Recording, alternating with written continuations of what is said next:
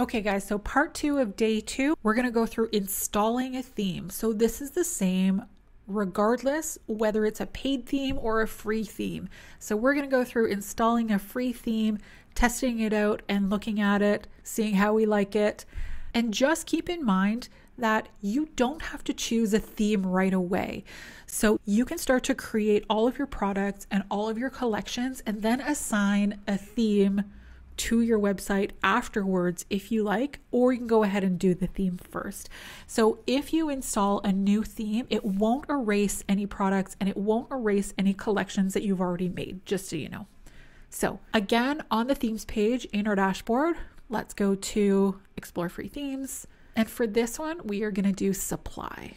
So there's a couple options here.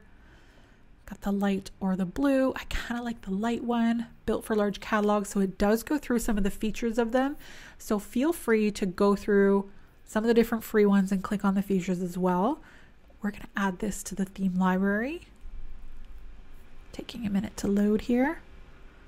While this loads, I'll just let you know that the process is technically the same, but it might feel a little bit different for the paid themes because like this one, it's going to open it up in a whole new tab. But then we would go through to, I'm just going to click on buy theme here.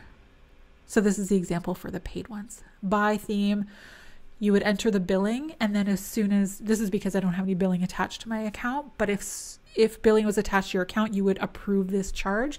And then it would bring you straight back to this page and add the theme just like it does for the free ones as well. So once the theme is added, you want to go ahead, you can either preview it, check this out. Awesome, looks good in the preview. So we're going to go ahead and publish that.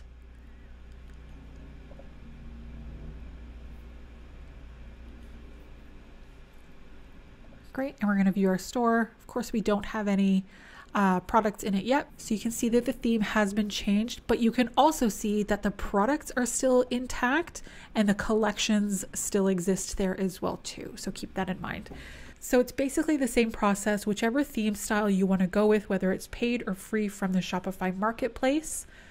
You go through the same process for both. It's one more step for the paid one. You just have to approve payment before it brings you back here.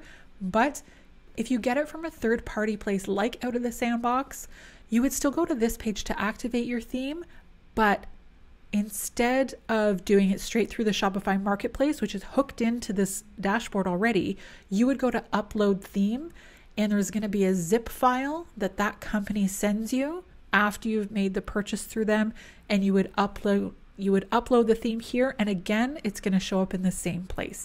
So a bit of a different process. As soon as you click upload theme, it'll pull up all of the files on your desktop, and you just add that zip file and it'll do the rest. It'll unpack it, it'll apply it to your shop, all of the rest after you upload it and click activate. So that's all about themes. We'll see you guys tomorrow.